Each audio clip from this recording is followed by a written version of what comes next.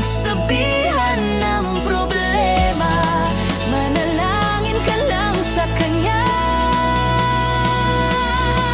Ang buhay natin ay isa lang. Palaging piliin na maging masaya. Sa bawat tao ay maraming pagsubok, pero kayang-kaya lampasan. Magtiwala ka lang na kaya mo.